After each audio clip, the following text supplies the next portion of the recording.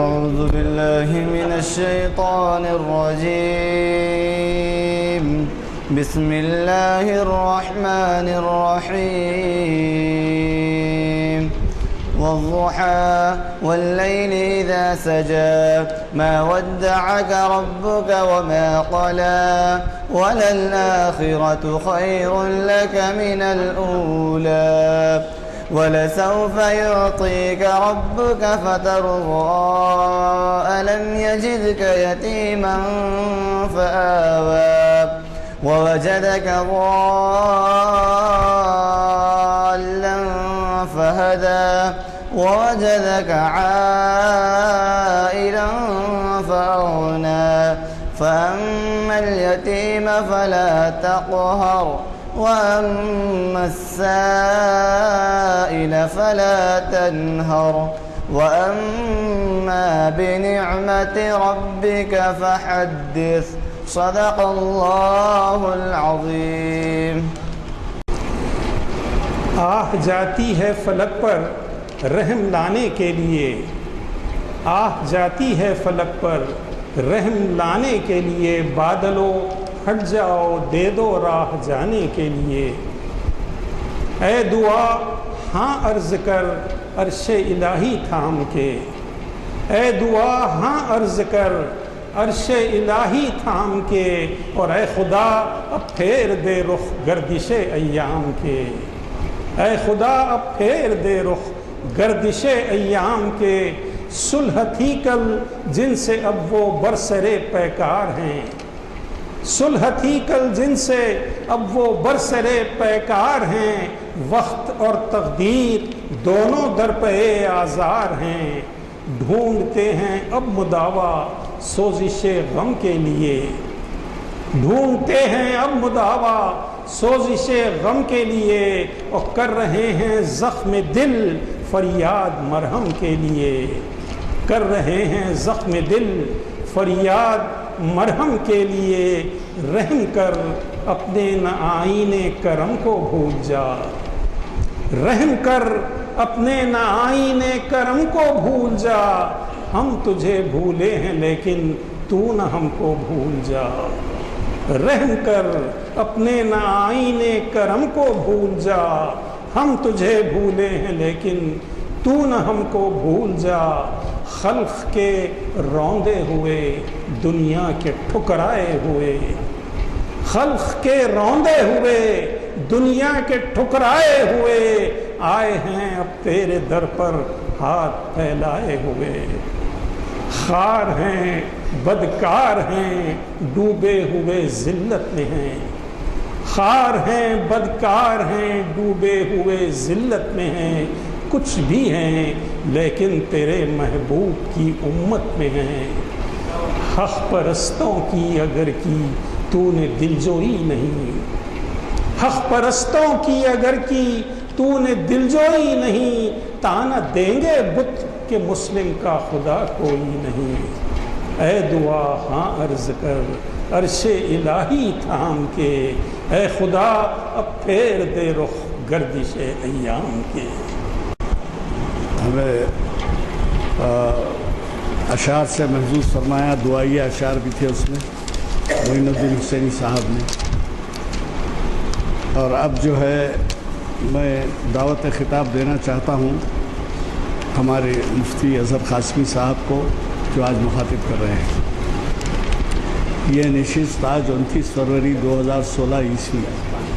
19 جمادی الاول 1437 ہجری بروز پیر بعد اثر جامع مسجد عالیہ کے کانفرنس ہال میں منعقد ہو رہی ہے. یہ شریعت انفارمیشن سروس کی 618ویں نشست ہے، اور عنوان جیسے کہ ابھی عصر کے بعد میں نے اعلان کیا، امانت کی اہمیت شریعت کی روشنی. بات دراصل یہ ہے کہ پہلے کوئی زمانے میں تو سکے کا بھی چلن نہیں تھا، اور یہ ترجمہ تو نہیں معلوم، بارٹر ڈیل کہتے تھے. بارٹر ڈیل کہتے تھے، مطلب یہ ہوتا تھا کہ آپ اتنی مرچی دیں تو وہ اتنی پیاز آپ کو دیتا تھا، جب آپ کتنا چاول دیں تو اس کے عوض وہ جو ہے اتنی جوار دیتا تھا. इस किस्म के डील्स होते थे, बार्टरजी, जब सिक्का नहीं था। अब जब सिक्का आया तो सिक्के के साथ साथ मामलात भी बढ़ने लगे और फिर अमानतों का सिलसिला चल पड़ा। अब आप हम भी जानते हैं कि किसी न किसी तरीके से हमारी अमानतें किसी के पास, किसी की अमानतें हमारे पास, तो उसकी तारीफ़ क्या करें हम। मुफ्ती साहब बैठे हैं, वो ख़ुद बताएंगे कि अमानत क्या है, अमानत के सिलसिले में शरई अहकाम क्या है, उन्वान ख़ुद वही है। बहरहाल हमें बड़ी खुशी है कि आपके जाने पहचाने मुफ्ती अब्दुल मुहीन अज़हर क़ासमी साहब हमें मुखातिब कर रहे हैं। ये हमें कई उन्वानात से अब तक इस्तिफ़ादे का मौका दे चुके हैं। खुसूसन माह रमज़ान से क़बल हमने कुछ एहतमाम किया था ज़कात के बारे में, 2-3 टेबल लगा दिए थे और 2-3 मुफ्ती साहिबान अलहदा बैठे थे, शहर के बड़े बड़े लोग जिनके बारे में हम कभी सोचे भी नहीं थे, देखे भी नहीं थे, वो लोग भी बैठ के अपना हिसाब किताब किए और उसमें ज़कात निकाले। ख़ास बात जो आपके खिताब की याद रखने की ये है, जो आप पे भी अमल, आप भी तवज्जो करें और अमल करें, कि हम लोगों में आदत हो गई है कि माह रमज़ान आता है तो ज़कात निकालते हैं और ये समझते हैं कि इससे सवाब ज़्यादा मिलता है। अब आप हकीकत क्या है और आपके अहकाम क्या हैं, क्या लागू होते हैं, वो सुन लीजिए। अहकाम ये हैं कि आपके पास 1 साल तक अगर कोई अमानत ऐसी है या कोई रकम आपकी ऐसी है, अमानत नहीं बल्कि आपकी ज़ाती रकम या आपका इन्वेस्टमेंट जिसे कहते हैं, ऐसा है जिस पे आपको फ़र्ज़ कीजिए, मैं ये कह रहा हूँ कि मुहर्रम के महीने में आप पे ज़कात उस पर लाजिम हो गई और अब आप ठहर रहे हैं रमज़ान तक, क्योंकि आप सवाब ज़्यादा कमाना चाहते हैं। अहकाम ऐसे नहीं है, जब 1 साल आपका उस पर मुद्दत हो गई और ज़कात लाजिम हो गई तो वो ज़कात आपको तकसीम कर देनी चाहिए। वो अमानत है आपके पास गरीबों की और बिला वजह कि आप सवाब ज़्यादा कमाने के तो इसी तरीके से किसी को जो है मुहर्रम में, किसी सफ़र में, रबीउल अव्वल में, जमादुल अव्वल में ऐसे जो है वो ज़कात के काबिल हो जाती है वो अमानत, जो भी यानी आप जो भी इन्वेस्टमेंट करते हैं, अमानत नहीं बल्कि आपकी रकम। लेकिन आप क्या करते हैं, यानी आप हम सभी करते हैं, वो ये करते हैं कि साहब माह रमज़ान आ रहा है, ज़कात वर्कआउट कीजिए, तो फिर आप उतने दिन तक जो नहीं तकसीम किए हैं वो जो है नाइंसाफ़ी किए हैं और गरीब का हक़ अपने पास महफूज रखे हैं। तो ज़रा इससे भी बचना है हमको, ज़रा तवज्जो कीजिए। माह रमज़ान आ रहा है, 3-4 महीने, जून 6 जून से शायद हम तो मार्च में दाखिल हो रहे हैं, मार्च अप्रैल में 3 महीने रह गए हैं। तो इससे पहले भी आप ज़रा हिसाब किताब कर लीजिए अपना और पहले से भी निकालिए। ये नहीं कि माह रमज़ान के पेश नज़र आप ज़कात निकाल रहे हैं या माह रमज़ान में निकाल रहे हैं। तो मैं एक आपसे गुजारिश करते हुए कि हमारी एक नशिस्त जो है 2 मार्च को चारशंबे के दिन यानी कल नहीं परसों बाद नमाज असर इकबाल ख़ुद अपनी निगाह में इसी मकाम पर होगी मुनक़िद और इसी टाइम पर होगी। ये इकबालियात के बहुत बड़े स्कॉलर हैं जो दुनिया के कई हिस्सों से बुलाए जाते हैं, कई मकामात से बुलाए जाते हैं। डॉक्टर मोहम्मद ज़ियाउद्दीन शकील हैदराबादी हैं, लंदन बेस्ड हो गए हैं, प्रोफेसर हैं दुनिया तमाम के। यहाँ पर भी जब आते हैं 2-3 महीने गुजारते हैं तो उनको कभी बम्बई, कभी दिल्ली, कभी इंडोनेशिया, कभी फ़लाँ, कभी इस तरीके से जाना पड़ता है। तो आपके उनके क़याम के दौरान उन्होंने हमें एक लेक्चर से इत्तेफाक किया है और वो लेक्चर जो है इकबाल ख़ुद अपनी निगाह के उन्वान से, अपनी निगाह में के उन्वान से आपको परसों यानी चारशंबे के दिन उनका लेक्चर मुनक़िद होगा। ज़राए करम ज़रूर शिरकत फरमाएँ। और अल्लाह और उसके रसूल के साथ ख़यानत मत करो। अल्लाह और उसके रसूल के साथ ख़यानत क्या है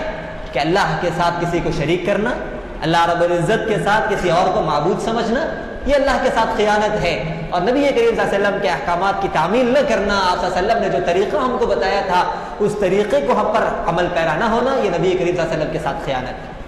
वतख़ूनु अमानातिकुम, और उसके अलावा जितनी अमानतें तुम्हारे साथ वाबस्ता होंगी, जितने लोगों के जितने हुकूक तुम्हारे साथ वाबस्ता होंगे, अल्लाह ताला तुमको इस बात का इंतबाह देता है, अल्लाह ताला तुमको इस बात से बाखबर करता है कि तुम किसी भी चीज़ के साथ ख़यानत मत करो।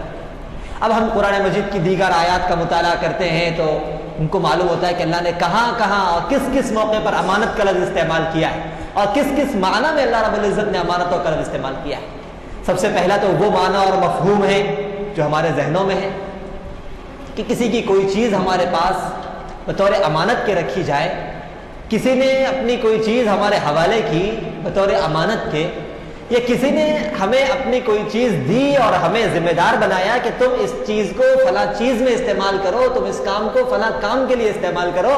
تو سب سے پہلے یہ امانت ہے اور ہماری ذمہ داری ہے کہ جس مقصد کے لیے اس چیز کے دینے والے نے اور اس کے مالک نے وہ چیز کو ہم تک پہنچایا ہے، ہماری ذمہ داری ہے کہ اس چیز کو اس مصرف میں اور اس کام میں خرچ کریں۔ کوئی آدمی ہے،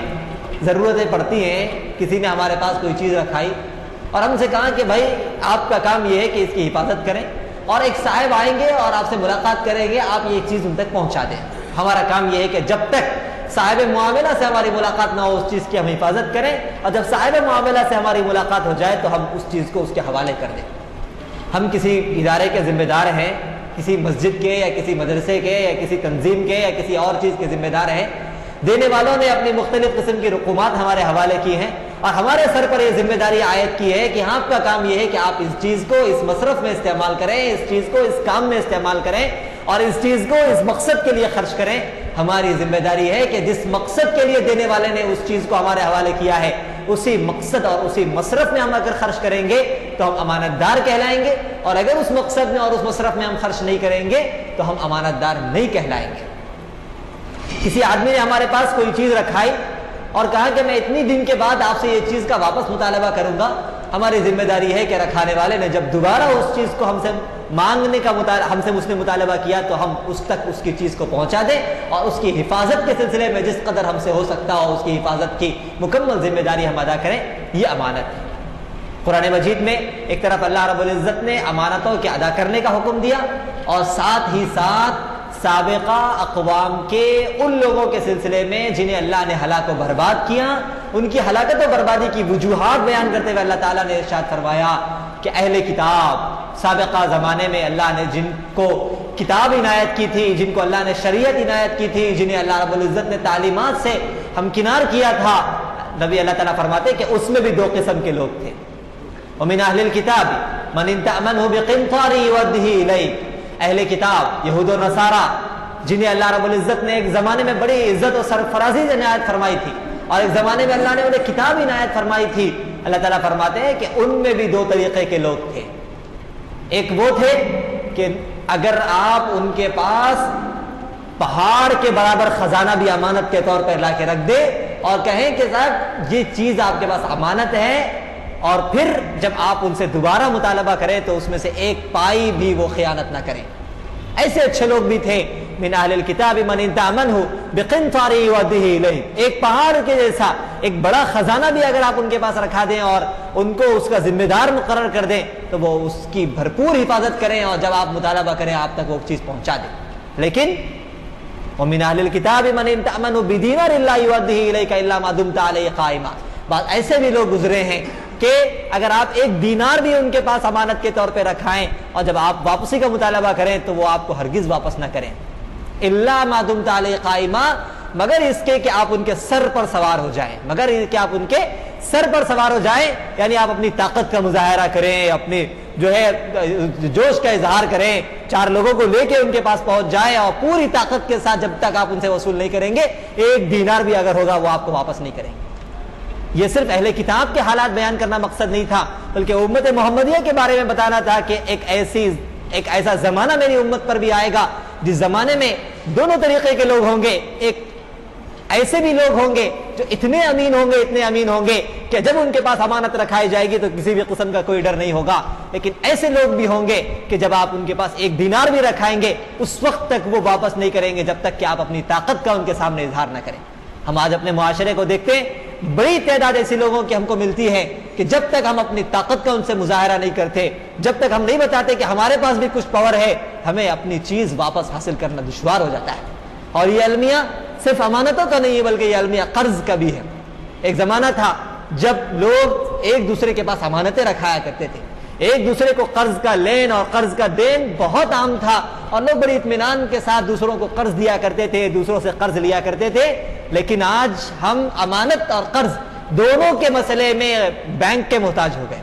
ہم کو امانت رکھانا ہے تو ہم محتاج ہیں کہ کسی پر ہماری نظر نہیں ٹکتی کہ جن کے بارے میں ہمیں یقین ہو کہ جب ہم کو ضرورت پڑے گی ہم واپس وہاں سے حاصل کر سکیں گے. ہم کو کسی سے قرض لینا ہے تو کسی پر ہماری نظر نہیں ٹکتی کہ ہم کسی سے قرض کا مطالبہ کریں اور ہمارے مطالبے کو پورا کیا جائے. کوئی شخص ہم سے قرض مانگ رہا ہے تو ہمیں اس بات کا یقین نہیں ہوتا کہ یہ شخص قرض تو لے رہا ہے، لیکن جب اس کی ضرورت مکمل ہو جائے گی تو یہ قرض ہم کو واپس کر دے گا. نبی کریم صلی اللہ علیہ وسلم نے ایسا پیارا معاشرہ تشکیل دیا تھا جس معاشرے کے اندر لوگ ایک دوسرے کے پاس امانتیں بھی رکھایا کرتے تھے، ایک دوسرے کو قرض بھی دیا کرتے تھے. اور اس معاشرے کی خوبی یہ تھی کہ امانت رکھانے کے بعد جب واپسی کا مطالبہ کیا جاتا تو امانت رکھنے والا کسی بھی قسم کی خیانت کا کوئی پلان اپنے ذہن میں نہیں رکھتا تھا اور قرض کا لینے والا کسی بھی قسم کے ڈبانے کا کوئی منصوبہ اپنے دماغ میں نہیں رکھتا تھا. نتیجہ یہ ہوتا تھا کہ امت کے افراد کی ضرورتیں پوری ہوتی تھی، دینے والے خوش دلی سے دیتے تھے، لینے والے نیک نیتی سے لیتے تھے اور ضرورتیں بھی پوری ہوتی تھی، لوگوں کی حاجتوں کی تکمیل بھی ہوتی تھی. یہ ایک فطری معاشرہ تھا اور ایک ایسا معاشرہ تھا جو نبی کریم صلی اللہ علیہ وسلم نے اس امت کو دیا تھا. لیکن آج سب سے پہلے ہم نے اپنے دلوں سے امانتوں کو ختم کیا، قرض لینے کے بعد واپسی کا رواج ہم نے ختم کر دیا. نتیجہ یہ ہوا کہ آج بھی ایک بڑی تعداد ہے مسلمانوں کی جو یہ چاہتی ہے کہ ہمارا پیسہ جو غیر ضروری طور پر بینکوں میں رکھا ہوا ہے وہ کسی کے کام آ جائے اور کسی آدمی کو قرض کے طور پر ہم دے دیں، وہ کسی کی ضرورتوں کی تکمیل کا باعث بن جائے. لیکن ان کو یہ یقین نہیں ہوتا کہ جب ہمیں ضرورت پڑے گی تو ہمارا پیسہ ہم کو واپس مل جائے گا. آج اگر ہم اس بات کے رواج کو اپنے درمیان عام کر لیں کہ قرض لیں گے تو واپس کریں گے، امانت رکھیں گے تو ادا کریں گے، تو پھر کوئی بعید نہیں ہے کہ وہ معاشرہ جو نبی کریم صلی اللہ علیہ وسلم نے تشکیل دیا تھا وہ دوبارہ لوٹ آئے. تو بنی اسرائیل کے بارے میں یہ بات بیان کی گئی کہ اس میں دونوں طریقے کے لوگ تھے. بعض وہ تھے جو امانتیں رکھتے تھے تو ادا کرتے تھے اور بعض وہ تھے جو امانتیں رکھتے تھے تو ادا نہیں کرتے تھے، اور بعض وہ تھے کہ جو غیر اہل کتاب کی امانتوں کے سلسلے میں اس بات کو جائز سمجھتے تھے کہ ان کو ہڑپ لیا جا سکتا ہے. لیکن اللہ رب العزت نے واضح کر دیا کہ اے مسلمانوں، اس مسئلے میں تمہیں اہل کتاب پر کے نقش قدم پر چلنے کی ضرورت نہیں ہے. تمہاری ذمہ داری یہ نہیں ہے کہ اگر کوئی مسلمان تمہارے پاس کوئی امانت رکھا ہے تو تم اس کی حفاظت کرو اور جب وہ واپسی کا مطالبہ کرے تو تم اس کو واپس کر دو، بلکہ دنیا کا کوئی بھی انسان چاہے کسی بھی مذہب سے اس کا تعلق ہو، کسی بھی دین اور دھرم کو وہ ماننے والا ہو، اگر وہ تمہارے پاس امانت رکھتا ہے اور اگر تمہارا اس کے ساتھ کوئی وعدہ ہے، اگر تمہارا اس کے ساتھ کوئی معاہدہ ہے، تو اللہ کی نظر میں دونوں معاہدے ایک درجے کے ہوتے ہیں. وَإِمَّا تَخَافَنَّ مِنْ قَوْمٍ خِيَانَةً فَانبِذْ إِلَيْهِمْ عَلَى سَوَاءٍ إِنَّ اللَّهَ لَا يُحِبُّ الْخَائِنِينَ. حد تو یہ ہے کہ اللہ رب العزت نے نبی رحمت حضرت محمد رسول اللہ صلی اللہ علیہ وسلم کو فرمایا کہ اے نبی، جب آپ کا کسی ایسی قوم کے ساتھ معاہدہ ہو جو قوم آپ کی دشمن ہے، جو قوم آپ کی مخالف ہے، اور اس مخالف قوم کے ساتھ آپ نے کسی معاملے میں کوئی معاہدہ کیا ہے، آپ کے اور ان کے درمیان کسی بھی قسم کا کوئی معاہدہ ہے، اور آپ کو ایسا محسوس ہوتا ہے کہ آپ تو اپنے معاہدے پہ پکے رہیں گے لیکن آپ کا مد مقابل آپ کے ساتھ خیانت کرے گا، آپ تو مطمئن رہیں گے کہ مد مقابل سے ہمیں کوئی خطرہ نہیں ہے، لیکن آپ کو دلائل سے یہ بات واضح ہو گئی کہ آپ کا مد مقابل آپ کے ساتھ خیانت کا ارادہ رکھتا ہے، تب بھی اللہ رب العزت آپ کو اجازت نہیں دیتا اس بات کی کہ آپ اس معاہدے کے سلسلے میں اپنے مقابل سے وضاحت کے بغیر خیانت میں اپنے قدم کو آگے بڑھائیں. وَإِمَّا تَخَافَنَّ مِنْ قَوْمٍ خِيَانَةً فَانبِذْ إِلَيْهِمْ عَلَى سَوَاءٍ. اگر آپ کو اپنے مد مقابل سے کسی قسم کی خیانت کا کوئی اندیشہ ہے تو فَانبِذْ إِلَيْهِمْ عَلَى سَوَاءٍ. آپ کی ذمہ داری ہے کہ آپ ان کے ساتھ دو بدو ملاقات کریں اور آپ واضح کر دیں کہ ہم کو آپ سے اس طریقے کا اندیشہ ہے، اس اندیشے کی بنا پر ہمارا آپ کا کوئی معاہدہ نہیں ہے، آج کے بعد سے ہم اور آپ کسی بھی قسم کے معاہدے میں شریک نہیں ہیں، اور آپ ان کو بتلا دیں کہ ہم آپ سے مقابلے کے لیے تیار ہیں، آپ ہم سے مقابلے کے تیار ہیں. اس کے بعد آپ کسی قسم کا اقدام کرنا چاہتے ہو تو اس کی آپ کو اجازت ہے، بغیر وضاحت کے اور بغیر کسی اس کے. اگر آپ محض اندیشے کی بنیاد پر مد مقابل پر چڑھائی کرتے ہیں تو اللہ رب العزت اس کو خیانت میں تصور کرتا ہے. وَإِنَّ اللَّهَ لَا يُحِبُّ الْخَائِنِينَ. اللہ تعالیٰ ساتھ ہی فرماتا ہے کہ اللہ تعالیٰ کسی خیانت کرنے والے کو پسند نہیں کرتا. حضرت معاویہ رضی اللہ عنہ کے دور حکومت میں انہوں نے ایک قوم کے ساتھ معاہدہ کیا تھا جنگ بندی کا، اور معاہدہ یہ ہوا تھا کہ فلاں تاریخ تک ہمارے اور تمہارے درمیان کوئی جنگ نہیں ہوگی. ہوا یہ کہ اس تاریخ کے آنے میں 2-3 دن باقی رہ گئے تو حضرت معاویہ کے ذہن میں یہ بات آئی کہ ہمارا اور ان کا معاہدہ فلاں تاریخ تک تھا اور اس تاریخ کے آنے میں 2-3 دن باقی رہ گئے ہیں، ہم نبی کریم صلی اللہ علیہ وسلم نے معاہدے کی خلاف ورزی کی اجازت ہم کو نہیں دی ہے، اسی لیے ہم 2-3 دن پہلے اپنے لشکر کو اس قوم کے سرحد تک پہنچا دیتے ہیں، اور جیسے ہی وہ تاریخ آئے گی اور جیسے ہی ہمارا اور ان کا معاہدہ ختم ہوگا اگلے دن ہم ان کے اوپر چڑھائی کریں گے، اور اس طریقے سے ہم معاہدے کی خلاف ورزی سے بھی بچ سکتے ہیں۔ انہوں نے اس مقصد سے لشکر کو تیار کیا اور لشکر کو آگے بڑھایا۔ جیسے ہی لشکر کے آگے بڑھنے کی اطلاع ملی، ایک بوڑھے صحابی بھاگتے ہوئے تشریف لائے اور کہا اللہ اکبر اللہ اکبر، وفاء لا غدر وفاء لا غدر، کہ معاویہ اللہ سے ڈرو اللہ سے ڈرو۔ میں نے نبی کریم صلی اللہ علیہ وسلم سے یہ بات سنی ہے کہ اس طرح کی چیزیں بھی معاہدے کی خلاف ورزی سمجھی جاتی ہے، اس طرح کی چیزیں بھی معاہدے کی خلاف ورزی سمجھی جاتی ہے۔ حضرت معاویہ کو جیسے ہی اس بات کا علم ہوا، انہوں نے اپنے لشکر کو واپس بلا لیا اور کسی بھی قسم کے ارادے کو انہوں نے ترک کر دیا۔ تو یہ تعلیم اللہ رب العزت نے قرآن مجید کے اندر انسانیت کو دی ہے کہ تمہارے ساتھ اگر کسی بھی قوم کا معاہدہ ہو، چاہے وہ قوم اہل ایمان کی ہو یا ایمان کے علاوہ کسی اور جو ہے نا مذہب سے ان کا تعلق ہو، لیکن اللہ رب العزت امانت کے مقابلے میں تمہیں اس بات کی ہرگز اجازت نہیں دیتا کہ تم ان کے ساتھ خیانت کا معاملہ کرو۔ تو سب سے پہلے تو یہ ہے کہ اگر کوئی شخص ہمارے ساتھ کوئی امانت کا معاملہ کرتا ہے، ہمارے ساتھ معاہدہ کرتا ہے، تو اس معاہدے کی پاسداری کرنا اور اپنی زبان کا لحاظ رکھنا یہ امانت میں داخل ہے، اور اس کی خلاف ورزی اللہ اور اس کے رسول کے نزدیک خیانت ہے۔ اور دوسری چیز یہ ہے کہ نبی کریم صلی اللہ علیہ وسلم نے ارشاد فرمایا کہ خیانت کی ایک بڑی شکل یہ ہے کہ تم کسی کے سامنے کوئی ایسی بات بیان کرو کہ تمہیں سننے والا یہ سمجھ رہا ہو کہ تم بالکل سچے ہو، لیکن حقیقت میں تم جھوٹ بول رہے ہو۔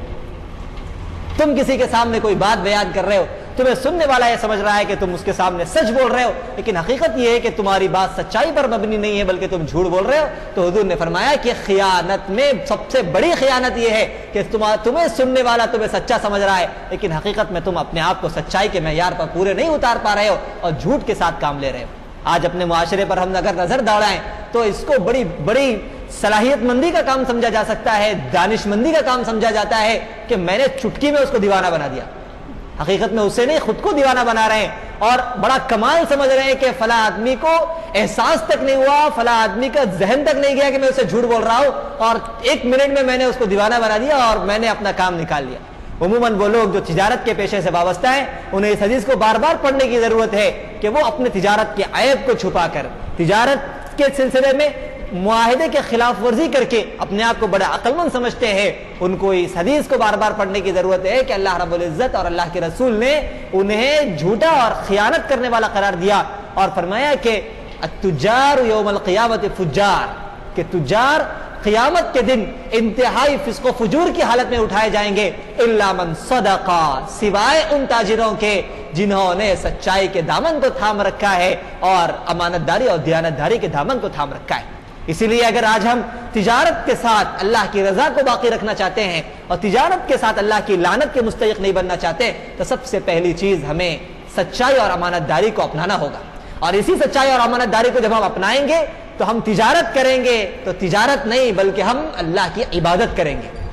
نبی کریم صلی اللہ علیہ وسلم ارشاد فرماتے ہیں کہ التاجر الصدوق الامین مع النبیین والصدیقین والشہداء والصالحین، کہ وہ تاجر جو 2 صفات اپنے اندر پیدا کرتا ہے اور 2 چیزوں کے دامن کو وہ مضبوطی کے ساتھ تھامے رکھتا ہے، وہ قیامت کے دن مع النبیین والصدیقین والشہداء والصالحین، انبیاء کے ساتھ، صدیقین کے ساتھ، شہداء کے ساتھ اور نیک لوگوں کے ساتھ ہوگا۔ کیوں ہوگا؟ اس کی رات بھر کی عبادت کی وجہ سے نہیں،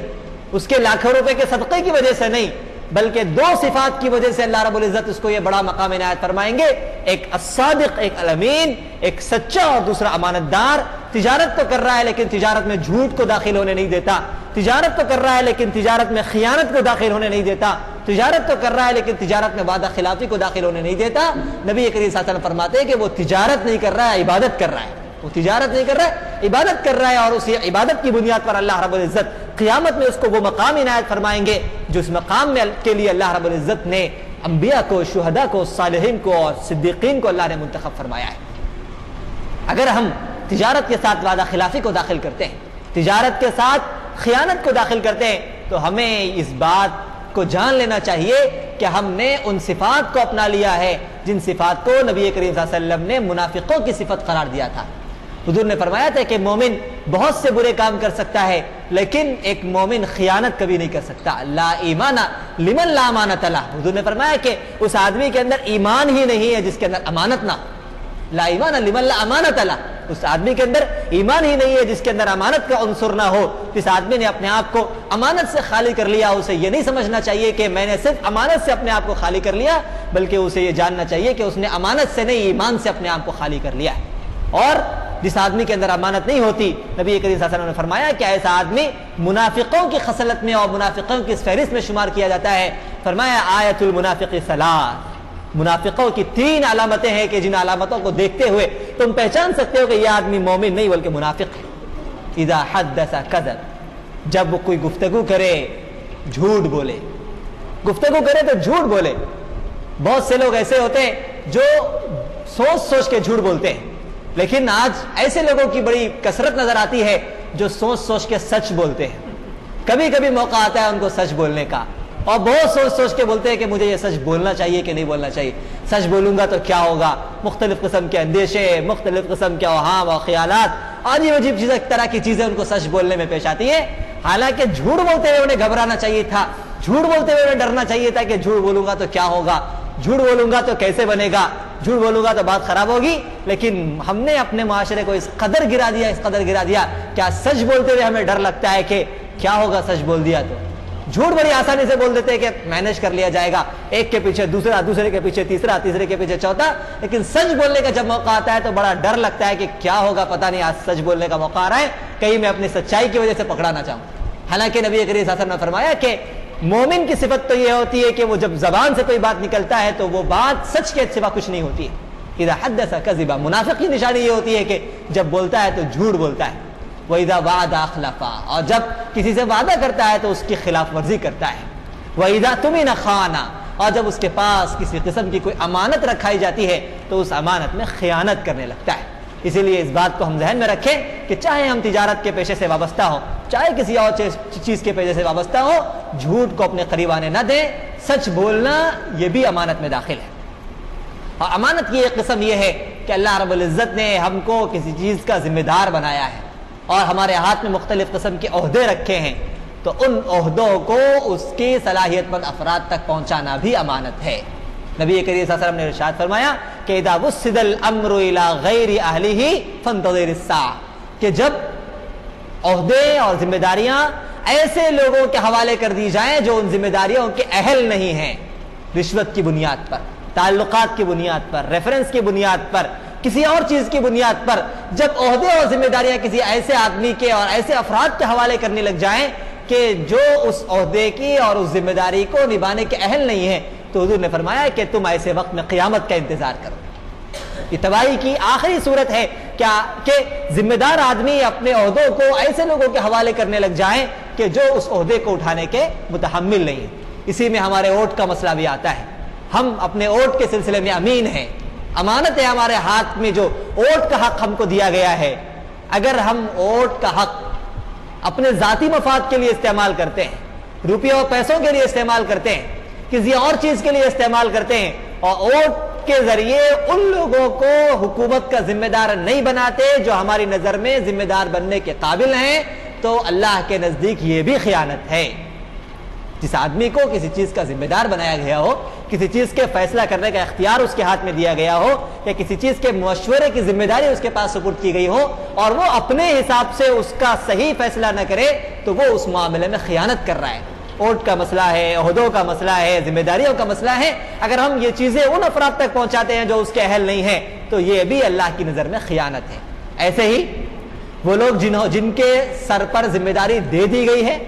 وہ لوگ جو کہیں پر ملازمت کر رہے ہیں, وہ لوگ جو کسی عہدے کے متحمل ہیں, اگر وہ اپنے عہدے کا حق ادا نہیں کر رہے ہیں, اگر وہ اپنی ذمہ داریوں کا حق ادا نہیں کر رہے ہیں, تو یہ بھی اس کے ساتھ خیانت ہے. ہم کہیں کے امپلائی ہیں, کام کر رہے ہیں, کسی کے ساتھ ہمارا معاہدہ ہے, تو کام کرنے کا مطلب یہ ہوتا ہے کہ کمپنی کے ذمہ دار کے ساتھ ہم نے یہ معاہدہ کیا ہے کہ ہم آپ کو اتنا وقت دیں گے, اپنی یہ صلاحیتیں دیں گے, اور آپ کے یہ تمام کام ہم مکمل کرنے کی کوشش کریں گے, اور بدلے میں ہم تنخواہ کے طور پر آپ سے یہ لیں گے.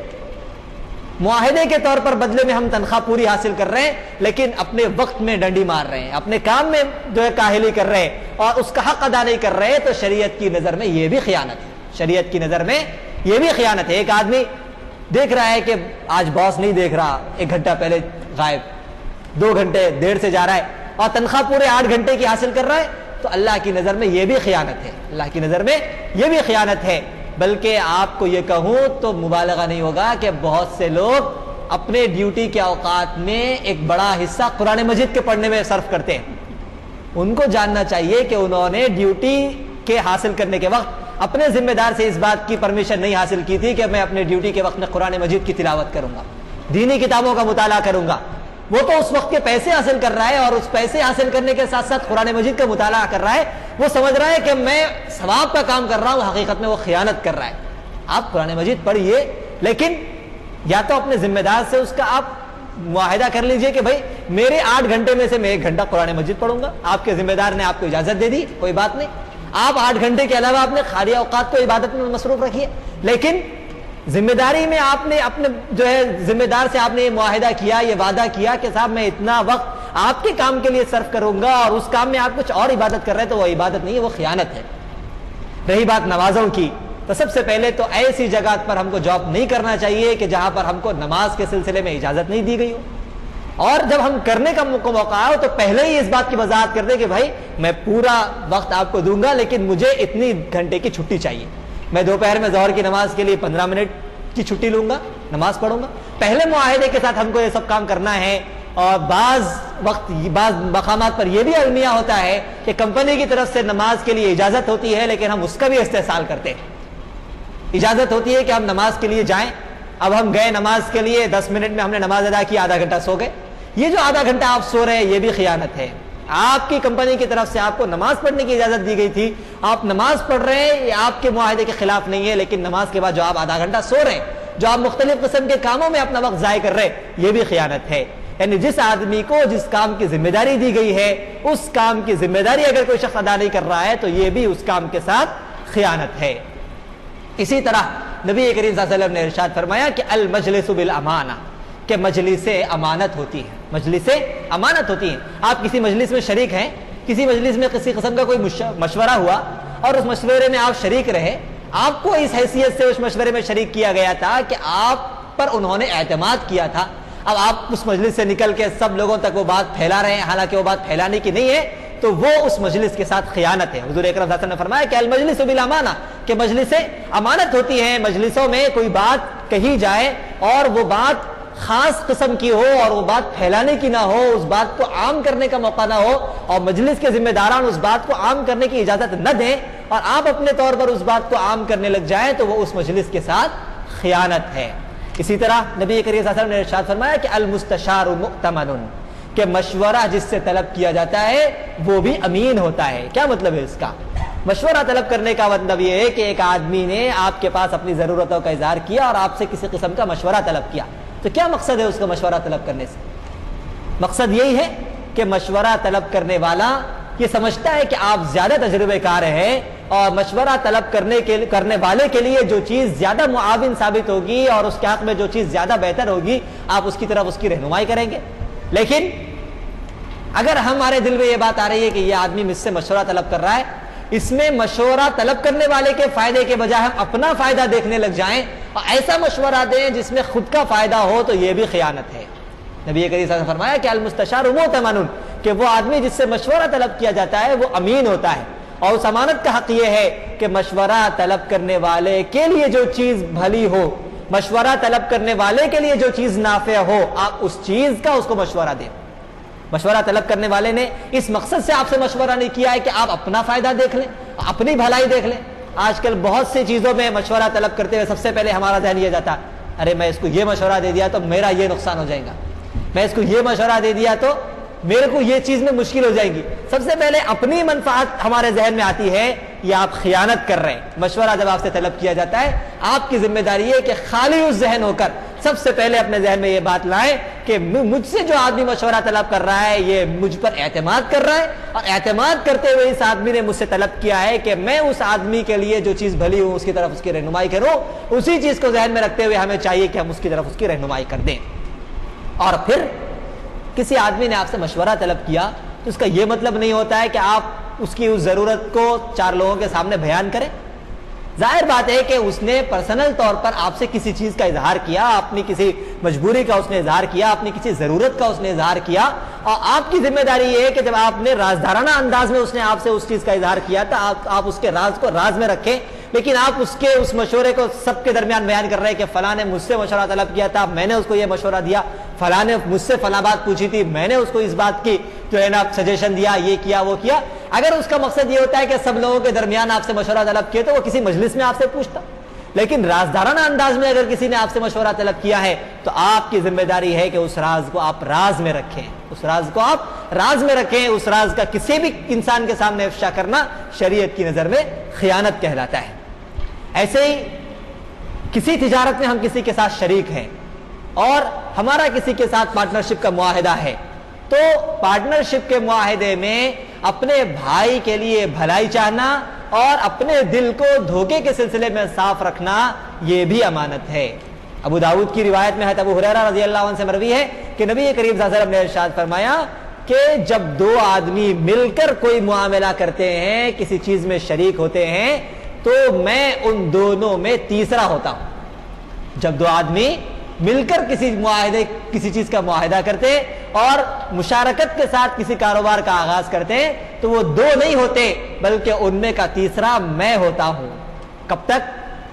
جب تک کہ ان میں کا کوئی آدمی اپنے بھائی کے ساتھ دھوکہ دہی کا ارادہ نہ کر لے.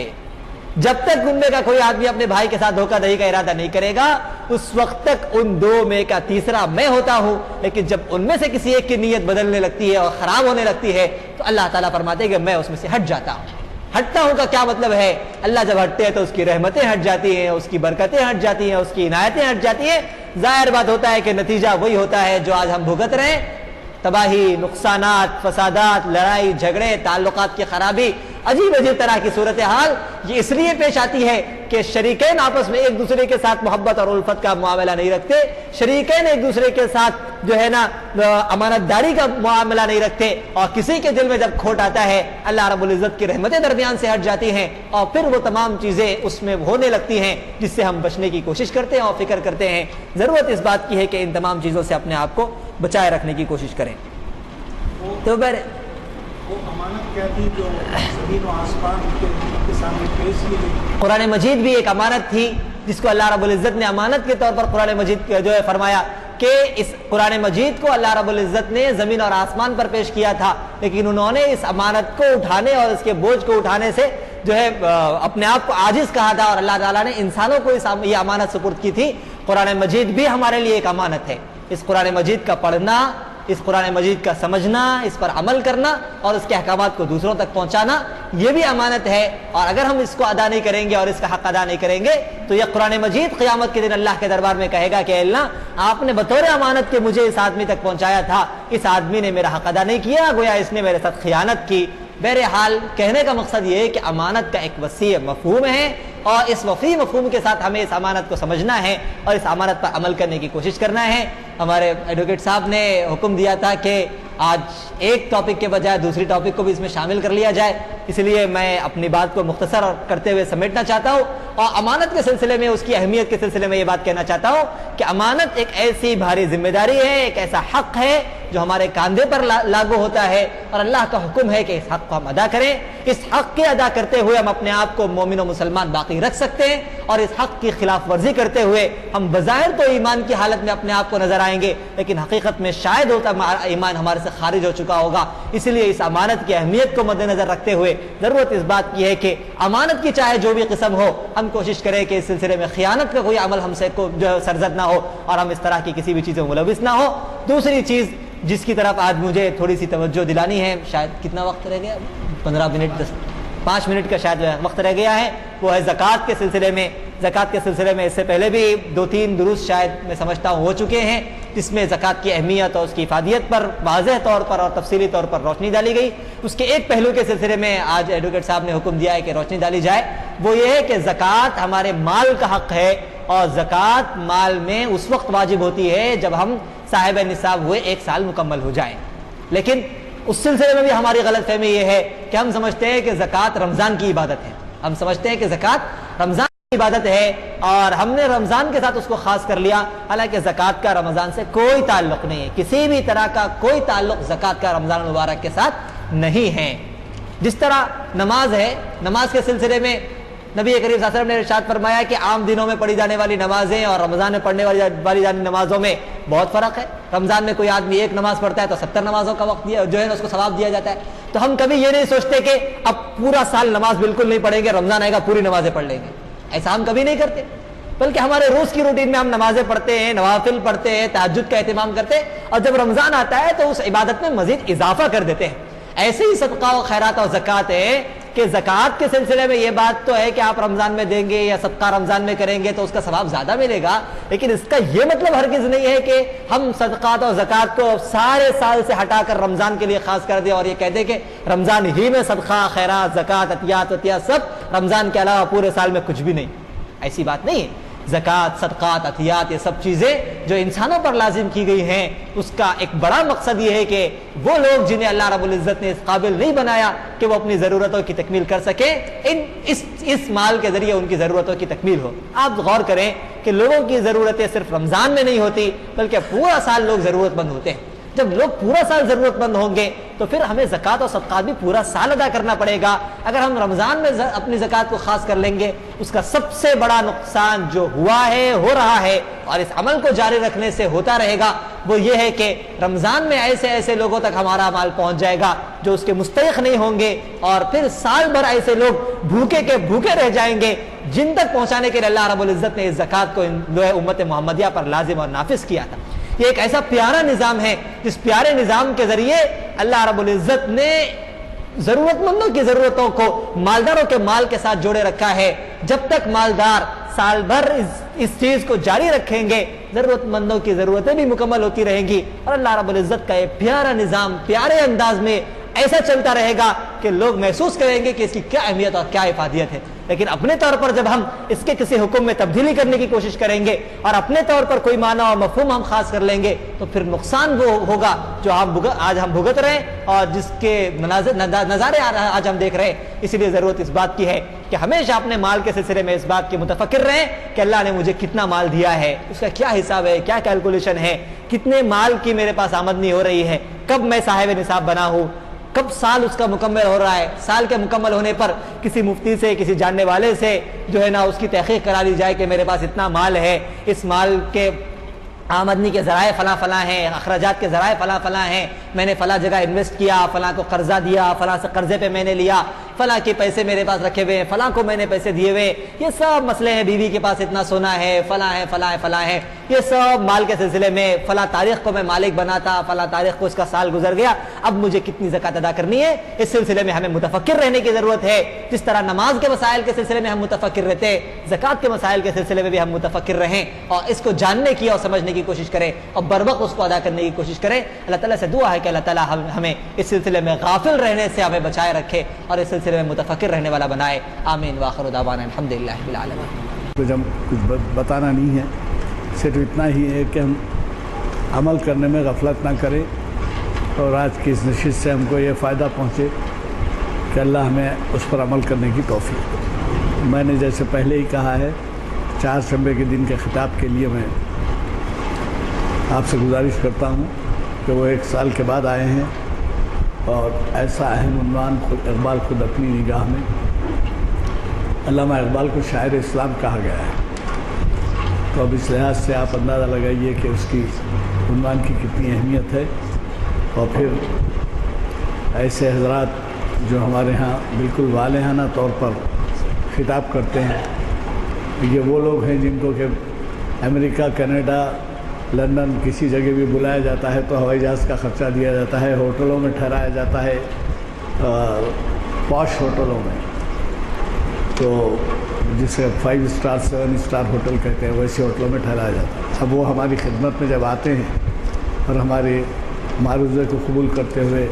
والہانہ طور پر خدمت انجام دیتے ہیں بلا معاوضہ، تو اس سے ہمیں استفادہ کرنے کی ضرورت ہے، اور میں گزارش کروں گا کہ زیادہ سے زیادہ تعداد میں آپ لوگ تشریف لائیں۔ دعا ہو چکی ہے، محفل برخاست۔ ضروری نہیں ہے رمضان ہی میں ہم طے کریں، میں اس کا نقصان یہ بتا رہا ہوں کہ رمضان ہی میں طے کرنے سے جو ہے ظاہر بات ہے آپ کو ثواب تو مل رہا ہے، لیکن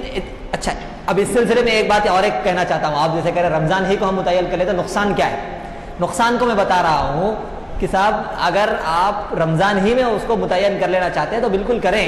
لیکن جو ہے اگر جو اس سلسلے میں لوگ آپ دیکھیں کہ ضرور نبی کریم صلی اللہ علیہ وسلم کے زمانے میں کیا اصول تھا۔ ایسا تھوڑی تھا کہ اگر ضرورت پیش آتی تو صحابہ کو کہا جاتا کہ ٹھہر جاؤ ضرورت تو اب ہے لیکن رمضان آنے تک کا انتظار کرو اور رمضان آنے کے بعد خرچ کرو۔ بے شمار روایتیں ہیں، جیسے ہی ضرورت پڑی حضور اکرم صلی اللہ علیہ وسلم نے اعلان کیا، صحابہ نے مسجد نبوی کے صحن بھر دیے۔ ایک قافلہ آیا، ان کے جسموں پر کپڑے نہیں تھے، چپل نہیں تھے، حالت خراب تھی، حضور اکرم صلی اللہ علیہ وسلم نے ان کی حالت کو دیکھ کر حضور کی آنکھوں میں آنسو آ گئے۔ حضور نے ان سے یہ نہیں کہا کہ ارے نہیں بھائی یہ رمضان کا مہینہ نہیں ہے، آپ رمضان میں آؤ، رمضان میں ہم کچھ کریں گے، نہیں، فوراً حضور اکرم صلی اللہ علیہ وسلم نے ممبر پر کھڑے ہو کر صحابہ کو مخاطب کیا اور کہا کہ ایسا قافلہ آیا ہے جو انتہائی ضرورت مند ہے، تمہارا کام یہ ہے کہ تم ان کی امداد کرو۔ صحابہ نے اپنے حساب سے امداد کرنا شروع کیا، ایک ڈھیر صاحب جو ہے نا وہاں پر جمع ہو گیا اور حضور اکرم صلی اللہ علیہ وسلم نے اس کو دیکھ کر خوشی کا اظہار کیا۔ تو ہم اگر رمضان میں متعین کرنا چاہتے ہیں تو میں یہ پوچھنا چاہتا ہوں کہ آپ رمضان کو خاص کرنے کی وجہ کیا ہے؟ صرف اور صرف ہمارا ذہن؟ حضور کا عمل ایسا نہیں تھا کہ کسی بھی عمل کے لیے حضور نے رمضان کو خاص کیا۔ جنگ کا موقع ہوتا تھا، حضور اکرم صلی اللہ علیہ وسلم اعلان کرتے تھے، صحابہ کرام لا کے مال جمع کرتے تھے۔ کہیں بھی اس بات کی صراحت نہیں ہے کہ رمضان کا مہینہ ہوتا تو زیادہ مال جمع ہوتا، رمضان کا مہینہ نہیں ہوتا تو کم مال جمع ہوتا، بلکہ ہم ہر جگہ اسی بات کی وضاحت ہے کہ ضرورت کے حساب سے صحابہ خرچ کرتے تھے۔ جیسی ضرورت ہوتی تھی صحابہ کرام اپنے آپ کو خرچ کرنے کے لیے اسی قدر آگے رکھتے تھے۔ آج بھی اگر ہم بھلائی پر رہنا چاہتے ہیں تو اسی مزاج کو اپنانے کی ضرورت ہے کہ ضرورت پر ہم خرچ کرنے کا مزاج بنائیں۔ جیسی ضرورت ہم محسوس کریں ویسے اخراجات کو اور ویسا اللہ کے راستے میں خرچ کرنے کو اگر ہم اپنا مزاج بنائیں گے تو انشاءاللہ ہم خیر پر رہیں گے۔ کوئی بھی مہینہ آپ متعین کیجیے، خوشحالی بھی آتی ہے، ضرورت مندوں کی ضرورتیں بھی مکمل ہوتی ہیں۔ اور اچھا یہ بات بھی ہے کہ ہم یہ سمجھتے ہیں کہ رمضان میں کریں گے تو زیادہ ثواب ملیں گا، عام دنوں میں کریں گے تو زیادہ ثواب نہیں ملیں گا، ایسا نہیں ہے۔ بعض مواقع ایسے ہوتے ہیں کہ ضرورت اتنی سخت ہوتی ہے کہ اس ضرورت پر آپ خرچ کریں گے تو رمضان سے زیادہ ثواب آپ کو ملے گا۔ بعض موقع ایسے بھی ہیں آپ ضرورت پر خرچ کریں گے، ایک آدمی ہے تڑپ رہا ہے اور اس کی آپ ضرورتیں پوری کر رہے ہیں، تو رمضان میں ایک پیٹ بھرے آدمی کو آپ کھلا رہے ہیں تو آپ کو جتنا ثواب ملے گا اللہ تعالیٰ اس آپ کی صدقے نیت پر اس سے زیادہ ثواب بھی آپ کو عنایت کرے گا۔ رمضان کے بارے میں کہا گیا کہ ایک کے بدلے میں 70، لیکن ضرورت پر خرچ کرنے کے بارے میں کہیں بھی متعین نہیں کیا گیا ہے کہ 70 ملیں گے 60 ملیں گے، بلکہ آپ کی نیت اور ضرورت پر ہے۔ آپ کی نیت اور ضرورت کے حساب سے اللہ تعالیٰ 700 تک بھی پھیلا سکتے ہیں۔ اللہ تعالیٰ کے پاس 70 لمیٹڈ نہیں ہے کہ وہ سب سے میکسیمم ہے، 70 سے زیادہ کسی کو نہیں ملتا، ایسا نہیں ہے، 70 سے زیادہ بھی ملتا، ضرورت پر ہے، ضرورت پر آپ خرچ کیجیے انشاءاللہ اس سے زیادہ بھی ملے گا۔ جو خالی ہے تو یہ